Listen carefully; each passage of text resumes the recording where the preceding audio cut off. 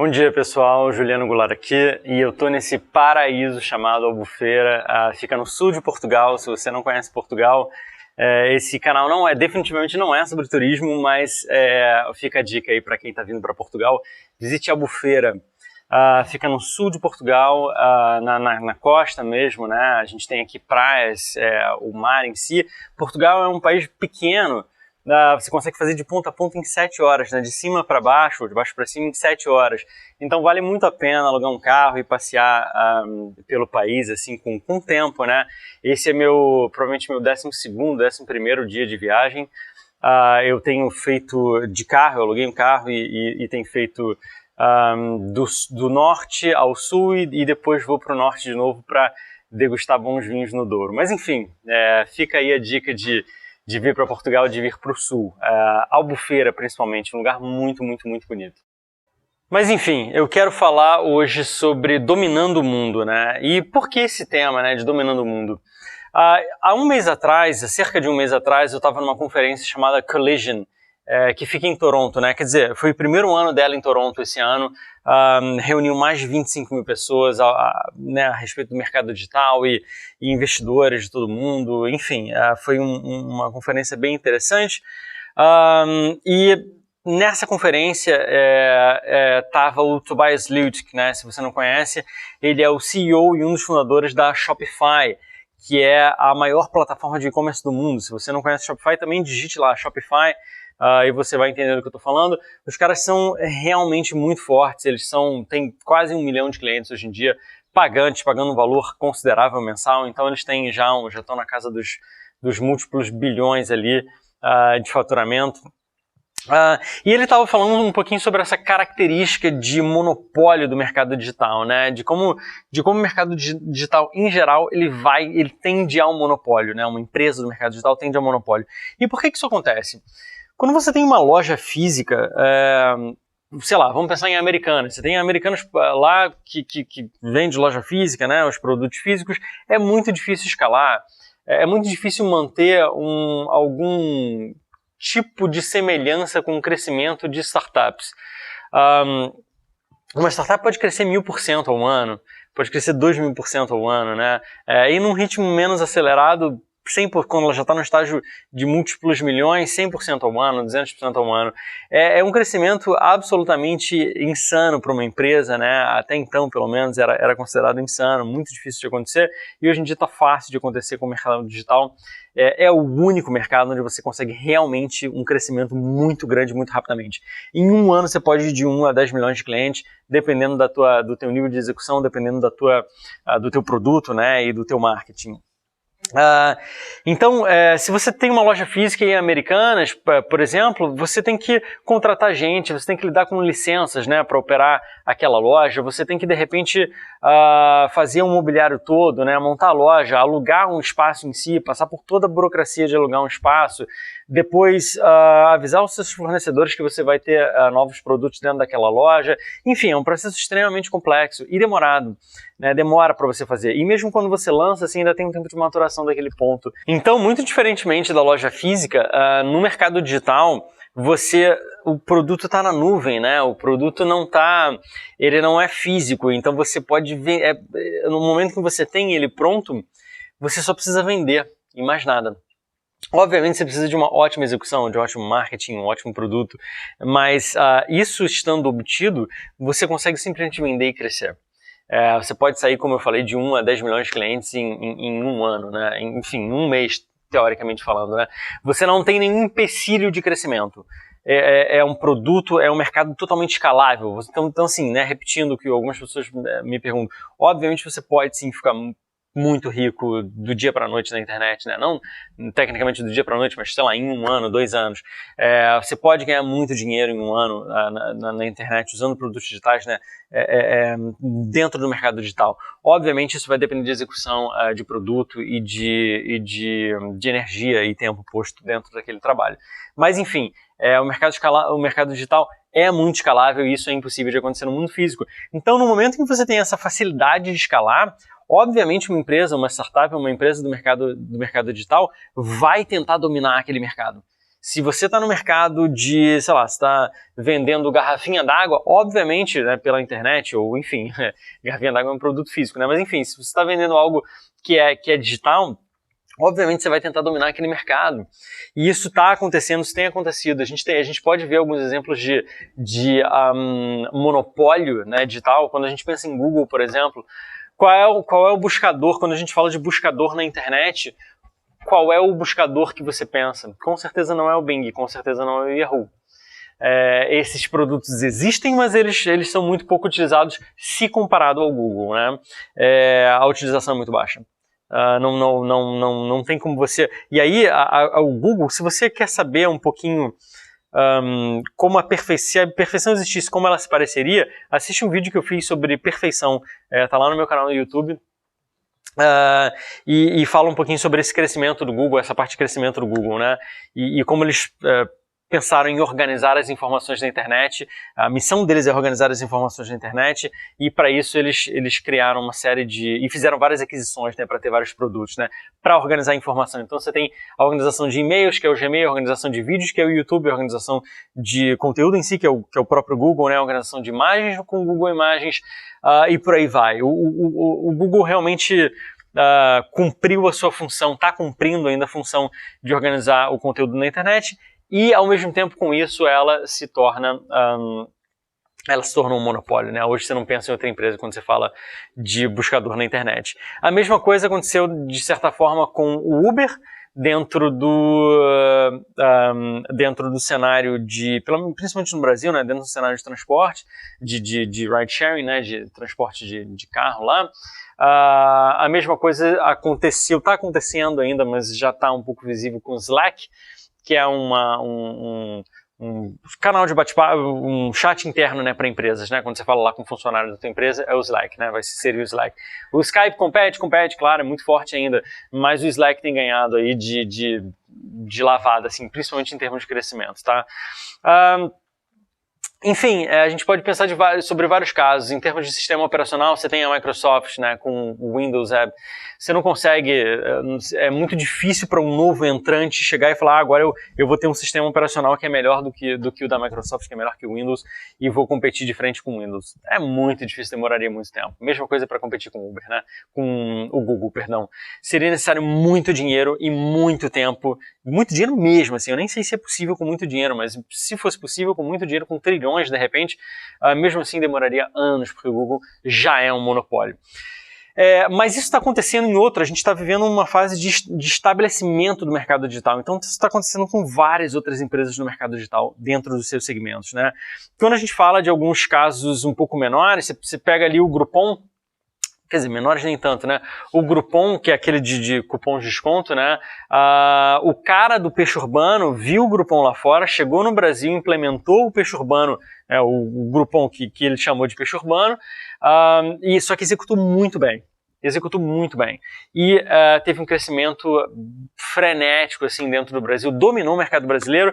E aí o que aconteceu? O Groupon, que era aquele monopólio internacional, né, que queria ser um monopólio internacional, teve que comprar um peixe urbano por uma fortuna.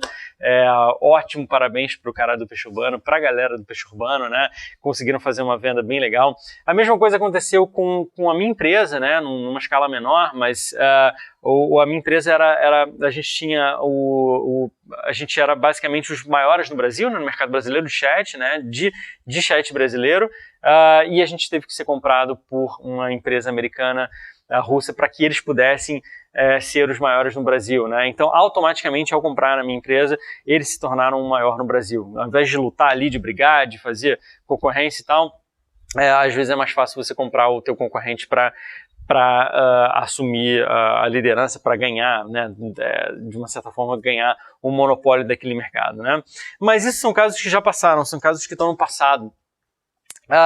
E eu queria falar sobre um caso do futuro, né? Ao invés de olhar para o passado, porque é mais fácil, né? Você olha para o passado e você vê, ok, isso aconteceu, esses caras viraram um monopólio, hoje o Google é um monopólio, é fácil ver isso.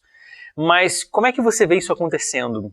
E principalmente, como é que você prevê isso, né? Como é que você diz, ok, essa empresa vai ser um monopólio? Então, olhando um pouquinho para o futuro, eu queria falar sobre um caso que quase ninguém está vendo, e que é para mim tá claro, assim, tá transparente o que vai acontecer e que é o caso da Tesla. Vai se tornar um monopólio.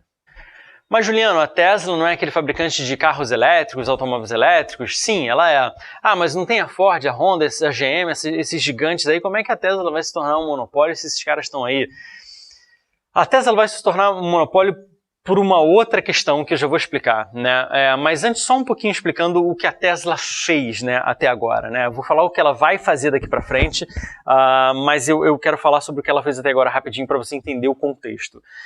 Quando a Tesla lançou, a Tesla, para quem não sabe, eu sou um fã da Tesla, né? Um grande fã da Tesla. São carros elétricos realmente impressionantes. Eu sou um grande fã de Elon Musk, né? Que é o empreendedor, que é o CEO da Tesla, o empresário fundador da Tesla e da SpaceX, de missões espaciais. É um cara absolutamente incrível dentro do empreendedorismo. Obviamente, muito provavelmente o maior empreendedor que eu considero hoje em dia, né? É realmente um cara acima do normal. E eu admiro ele não pelo que ele fez em termos de sucesso financeiro ou algo do gênero, mas pelo poder de execução, ou pelas ideias, não, pelo poder de execução dele. Ideia não é nada. Carro elétrico já existia. Antes do Elon Musk vir com carro elétrico já existia, já tinha bastante tempo. Não tem nenhuma novidade, nada inovador, nada, quer dizer, pelo menos não no conceito, né? E esse cara, mas é o poder de execução dele, ele está executando muito bem, ele está fazendo tudo muito bem, as escolhas são muito corretas, a maneira com que ele faz é muito boa. E aí o que aconteceu foi que o Elon Musk, no momento em que ele fundou a Tesla, ele precisava produzir muitos carros, né? E um processo de produção, a gente está falando de novo de um produto físico, né? Então é complicado, mas ao mesmo tempo dentro de uma categoria diferente que é de carros elétricos. Mesmo assim, o Elon Musk, sem tanto dinheiro assim, afinal de contas ele colocou 30 milhões de dólares no início para a empresa, para fundar a empresa, né? Depois a empresa arrecadou outras rodadas de investimento, mas esse foi o valor inicial que ele investiu. Ele precisava competir com grandes marcas, né? Então como é que você faz para ganhar muito dinheiro e conseguir reinvestir esse dinheiro para crescer a tua empresa? Ora, ele tinha algumas opções ali, mas a que ele considerou a melhor, acertadamente, foi a de produzir carros de luxo elétricos. Por quê? Porque carros de entrada, você tem margem muito pequena, né? Quando você pega um carro de 35, 40 mil, você tem uma margem muito pequena para trabalhar. A tua margem de lucro é muito pequena, então você não consegue investir tanto assim, você não consegue ganhar tanto dinheiro, você precisa vender em volume, em massa, né, para ganhar um dinheiro maior. Então a margem de carros de entrada é bem menor. Talvez no Brasil seja um pouco diferente, né, a gente sabe que a margem pode ser um pouco maior, mas enfim, em geral a margem é muito pequena, então qual foi a decisão? Vamos ter uma margem bem maior dentro de um produto bem mais caro. Então um carro de 100 mil dólares, ao invés de um carro de, sei lá, 30 mil dólares, 35 mil dólares, um carro de 100 mil dólares, mas onde a gente fica aqui com 30 mil, com 40 mil dólares de lucro, né? E eles fizeram no estado da arte esse primeiro carro, muito bom, né? O modelo S, né? O famoso modelo S da Tesla, enfim, lá o primeiro modelo. E nesse momento a Tesla começa a vender carros de luxo e tendo uma margem bem maior de lucro, né, para conseguir reinvestir. A empresa foi crescendo, levantando investimento, e a missão deles qual era? Acelerar o processo de carros elétricos, né, transformar a sociedade, parar de usar combustíveis poluentes. E isso não me admira se daqui a 5 anos a gente tiver com metade da frota mundial, 5, 10 anos com metade da frota mundial elétrica, isso vai ter grande influência, se não 100% de influência do Elon Musk, né? Esse cara está acelerando o processo de carros elétricos simplesmente pelo fato de fazer carros elétricos bons e a bom preço. Esse cara fez então, a Tesla fez o modelo S, fez o primeiro modelo dela, depois fez um modelo intermediário, onde famílias já podiam comprar, pessoas normais podiam comprar, né? Enfim, pessoas normais que eu digo, obviamente, pessoas que assalariadas e tal, que têm um salário lá, conseguiam comprar normal. Agora estão lançando um modelo de entrada, entre aspas, não é 100% de entrada, porque não custa 20 mil dólares, 25 mil dólares, vai custar aí seus 35, 32, 35 mil dólares, mas mesmo assim, a gente está falando de 35 mil dólares, é um valor bem acessível, né? E esse cara, então, passou dentro desse período desses, sei lá, a gente está falando de quase 2008, 9 anos, né? Praticamente 9 anos que a Tesla existe, se eu não me engano. Posso tá errado aqui, mas eu lembro que 2012 foi quando talvez quando eles lançaram o primeiro carro. Enfim, mas então a Tesla está cumprindo a sua missão e tendo um carro de luxo, um carro intermediário e um carro de entrada para que outras pessoas agora possam comprar um carro de 35, 32 mil, também no estado da arte, com, né, toda a parte técnica dela, do carro muito mais inteligente do que quase 100% dos carros que estão aí afora, né? É quase um carro software, né? Com uma personalização incrível. Mas isso é a parte que estava até então sendo exposta. Outro dia eu estava assistindo, e agora é a parte que eu quero entrar sobre como a Tesla vai se tornar um monopólio. Outro dia eu estava assistindo uma coisa chamada Autonomous Day da Tesla. E se você quiser, fica aqui minha dica. Se você, principalmente se você fala bem inglês, entende bem inglês e gosta de tecnologia, não tem medo da parte técnica, da parte de engenharia mesmo, de tecnologia, né? A gente está falando realmente da parte técnica, né? A parte bem avançada técnica. Assista, tá no YouTube, Autonomous Day, você pode Autonomous Day Tesla, né? Digita lá e você vai achar o vídeo que eu vi. Um vídeo de 3 horas e meia, mas extremamente interessante, onde a Tesla expõe algumas coisas ali que, se você estiver ligado no mercado digital, você vai entender muito bem o que eu estou falando agora. O que está acontecendo? A Tesla, ela está aos poucos incluindo a parte autônoma dos seus carros, né? Ou seja, ela está transformando seus carros em carros autônomos. Aqueles carros que podem se dirigir, né? Dirigir a si mesmos sem precisar de um condutor. E isso tem sido feito aos poucos dentro dos carros da Tesla, até esse último modelo agora que eles lançaram. Esse último modelo já vem com uma parte de autonomia tão grande que eles estão agora trabalhando mais com regulamentação, porque ele já está basicamente pronto para rodar sozinho, como ele está agora, né? Até agora, na verdade, a gente não tem nenhum carro 100% autônomo, nenhum carro 100% rodando autônomo. Existem vários testes há muitos anos. Eu, quando estive no Vale do Silício pela primeira vez há 5 anos, 4 anos atrás, na verdade, há 4 anos atrás eu já vi um carro do Google sem motorista nenhum fazer uma curva na minha frente. Então imagine, só 4 anos atrás, na velocidade da tecnologia, né?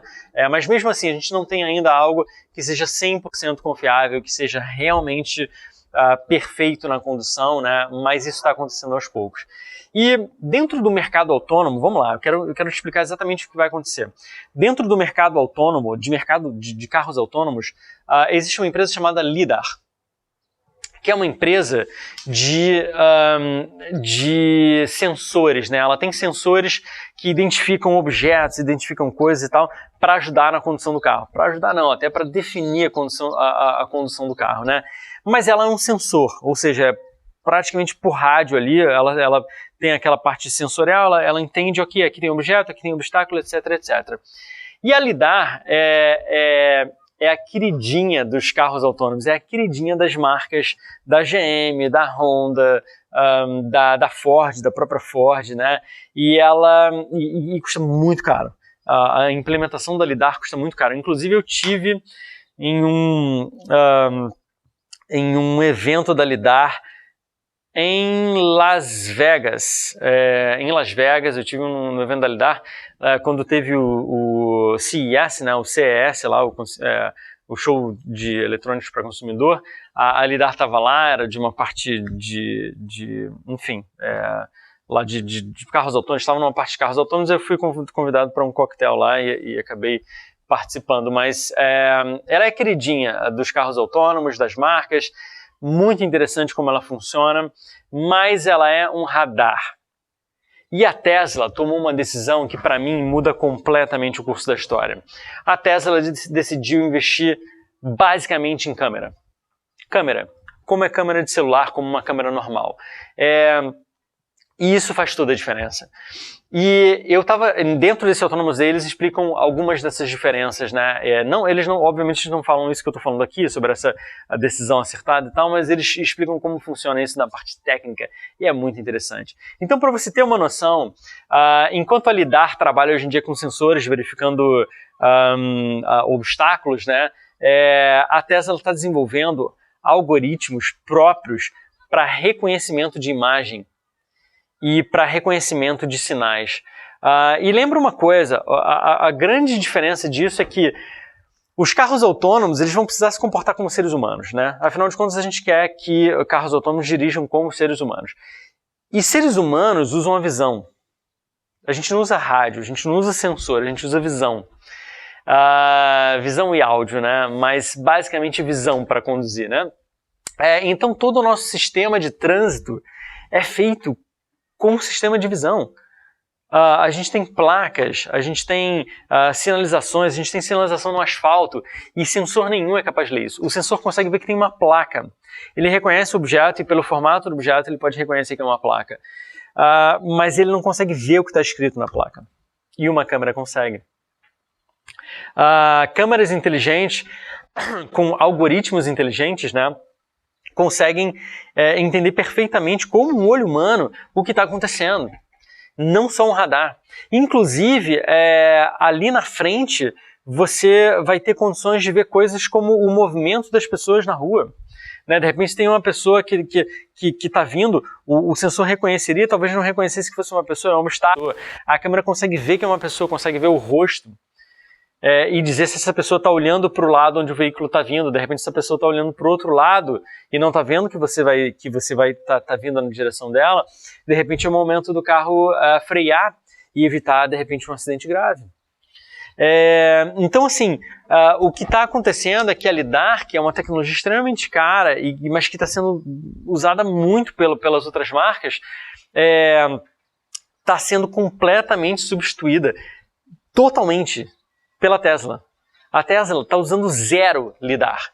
Enquanto todos os outros estão usando LiDAR, a Tesla é a única que não está usando LiDAR e que está desenvolvendo seu próprio sistema de câmeras, com softwares inteligentes, com algoritmos inteligentes para mapear exatamente o que as câmeras estão vendo.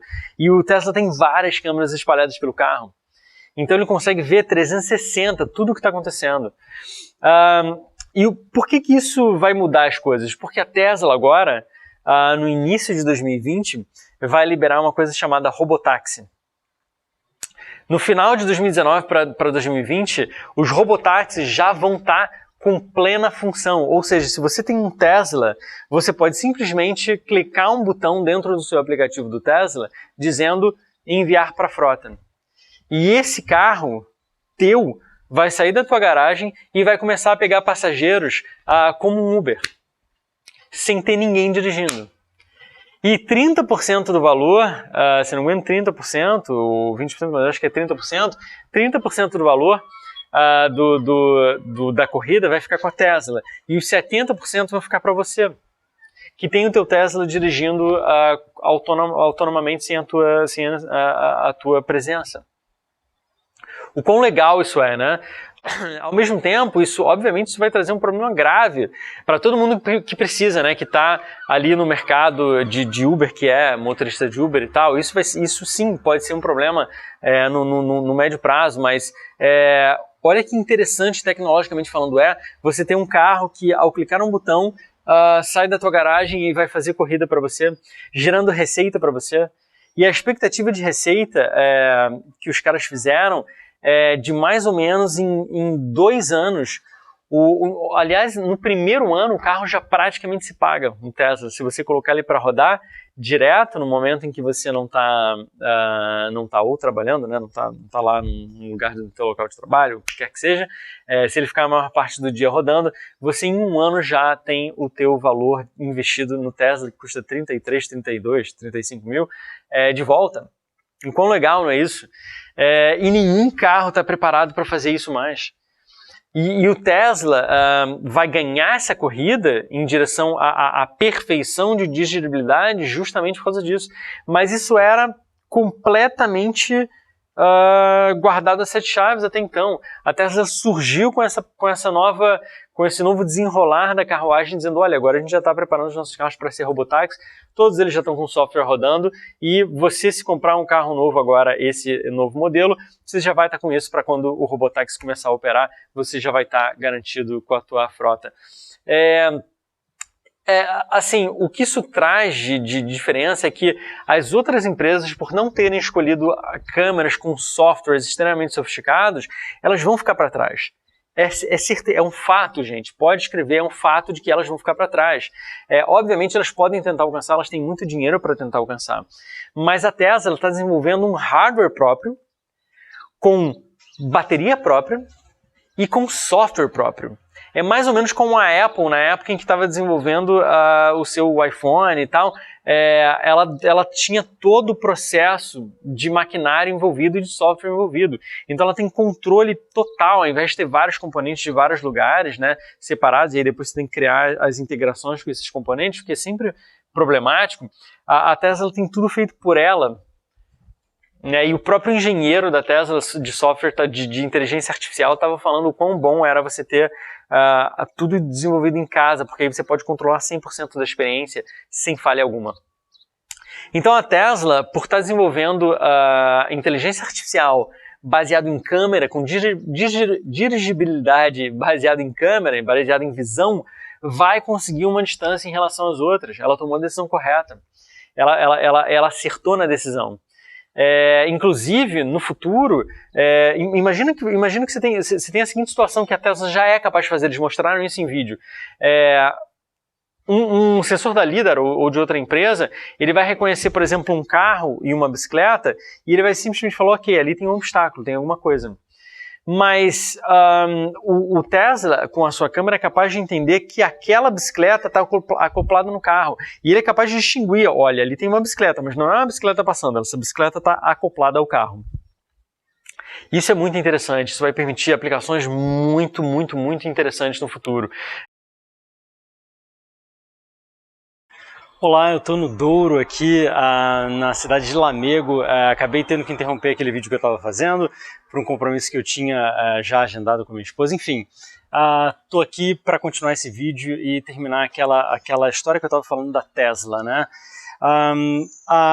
Só finalizando, a Tesla usa algoritmos, né? E aqueles algoritmos são extremamente poderosos quando a gente fala de análises comportamentais. Então imagina que você tem uma câmera e essa câmera está visualizando que a cada momento uma pessoa que está olhando, por exemplo, pelo retrovisor, a chance dessa pessoa fazer uma curva e, por exemplo, te fechar, ou de repente sair um pouquinho da faixa dela, enfim, é possível mapear, traquear, né, o comportamento das pessoas através dessa análise, né?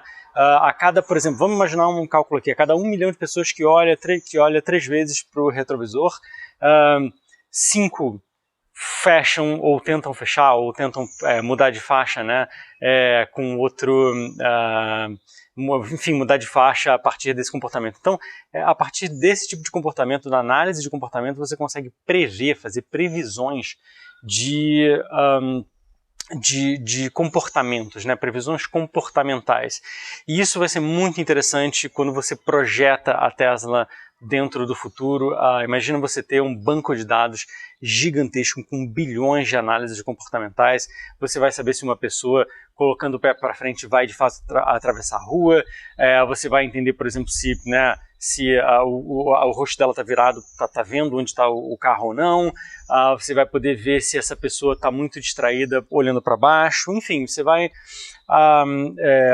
de repente inclusive mapear se alguém está olhando o celular, né? Se o teu Tesla lá está mapeando todo o contexto, todo 360, e ele vê uma pessoa que está de repente ali no celular, ele consegue reconhecer o rosto dela perfeitamente e vê que ela está olhando para um device, para um aparelho, ela pode mudar um pouquinho o comportamento dela, pode ajustar um pouquinho a dirigibilidade para se preparar para uma eventual emergência, né?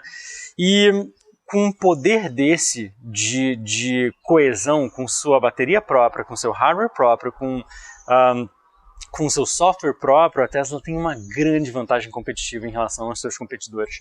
E isso vai trazer no final das contas duas coisas. Número um, a Tesla simplesmente não vai dar conta da demanda de carros autônomos, ela vai ficar sobrecarregada com a quantidade de pessoas que vão estar encomendando, né, carros.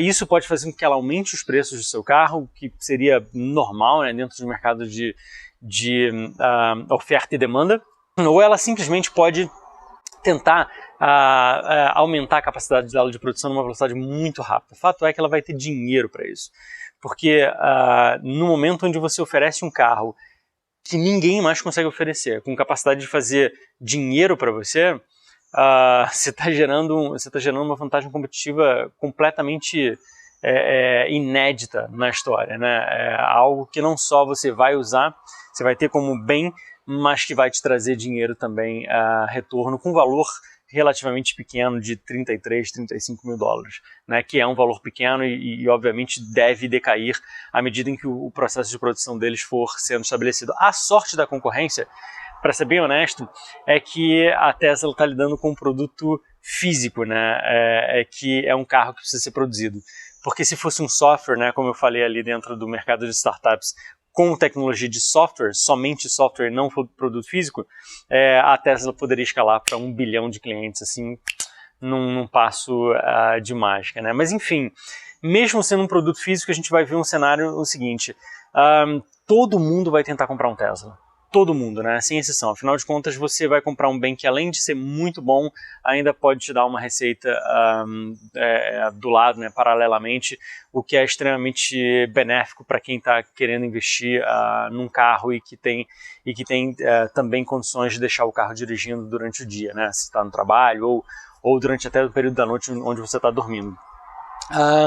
Então esse é o número um, né? A gente vai ter uma inflação grande, inflação que eu digo no sentido de volume de compras de carro, de vontade de comprar um Tesla, a partir do momento onde você se torna comprar um Tesla a única opção que faz sentido, você faz com que todos os outros carros desvalorizem.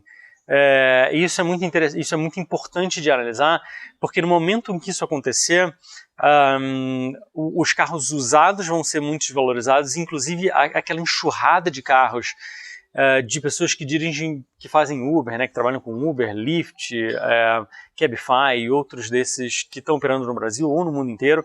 Essas pessoas não vão ter mais condições de pagar esses carros, porque vão estar perdendo muito mercado para a Tesla, né? E lembrando, não sei se eu acho que eu esqueci de mencionar, mas o preço da corrida do Tesla vai ser menos da metade da corrida de um Uber, em média. Às vezes pode ser menos até. Ou seja, é impossível competir, não tem como um ser humano competir com uma máquina que está rodando o tempo inteiro, que não cansa, que não é agressiva, que não é perigosa, né? Que não enche o saco de ninguém, enfim, né? É uma máquina, não é um ser humano. Então vai ser, no momento em que a gente vir isso acontecendo numa escala maior, aqueles carros que hoje são financiados e que estão sendo pagos por motoristas de Uber, eles vão entrar no mercado. Essa enxurrada de carros usados entrando no mercado vai depreciar ainda mais o preço dos carros, vai descer ainda mais os preços dos carros, fazendo com que a gente veja um tipo de colapso do mercado automotivo, né? As outras empresas vão ter dificuldade de vender um carro, afinal deles não é preparado para robotáxi, ao mesmo tempo em que o mercado do Tesla, as ações do Tesla com certeza vão subir muito. Independente do cenário que aconteça, seja com uma saturação do mercado em termos de Tesla, seja eles aumentando o preço dos carros para lidar um pouco melhor com a demanda, independente do cenário, as ações do Tesla vão crescer muito, isso é a certeza, a empresa vai ganhar muito dinheiro nesse processo.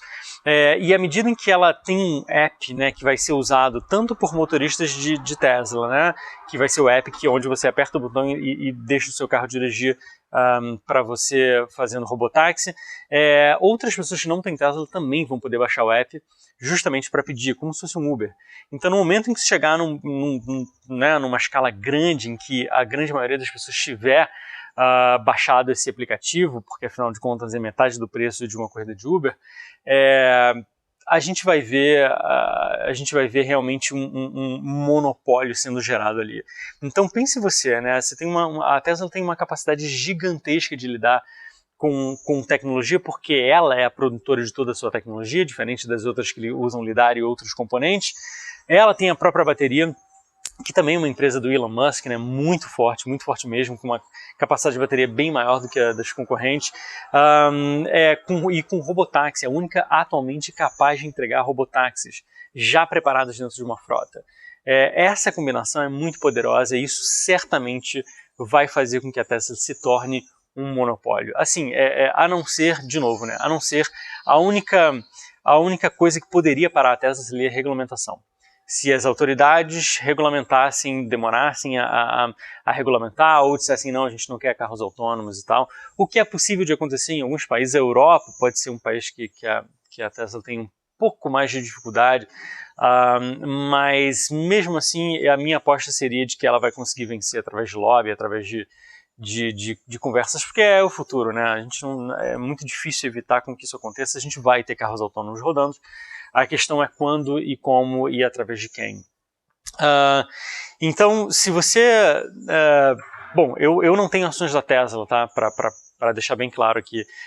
Mas se você não tem, e eu já estou me adiantando nesse processo, eu recomendaria, não sou um especialista em ações, não sou um especialista em mercado de trade, mas muito provavelmente as ações da Tesla vão valorizar muito quando ela fizer o rollout, né? Quando ela fizer o desenrolar da frota de robotáxis, e esse pode ser um ótimo momento para se ganhar um dinheiro de repente dobrar o valor investido em função dos próximos passos da Tesla. Enfim, fica aqui um pouquinho da ilustração de como um monopólio se desenvolve, né? A gente olha para trás e a gente vê, ok, o monopólio está feito, mas você pode estar assistindo, você muito provavelmente está assistindo um momento histórico onde a Tesla vai se tornar um monopólio. E eu estou dizendo isso agora. A gente vai assistir esse processo juntos, você vai ver em tempo real isso acontecer. Muita gente não está ligada nisso, não está sequer percebendo que isso está acontecendo, que isso vai acontecer, mas quem está mais ligado em tecnologia, e eu estudo a Tesla há algum tempinho,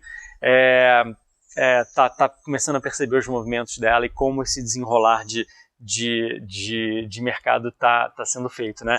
Impressionante, você vê grandes forças, grandes marcas aí como GM, Ford, que dominam o mercado hoje em dia de carros, né? É interessante ver elas perdendo isso quando a gente projeta a tecnologia para frente dentro do futuro, né? Muito interessante. Enfim, se você gostou desse vídeo, dá um like aqui. Se você está a fim de entender um pouquinho mais como funciona o mercado de tecnologia e como funciona o mercado digital, de empreendedorismo principalmente, assina o canal. Vira e mexe, uma vez por semana, uma vez a cada 2 semanas eu posto um vídeo falando um pouquinho sobre isso e um pouquinho sobre a minha experiência nesse assunto, tá legal? Um grande abraço aqui do Douro, na cidade de Lamego, uma cidade de vinhos, para quem não conhece, venham curtir os vinhos aqui no verão ou até no início ali da primavera, pode ser bem interessante. Um grande abraço.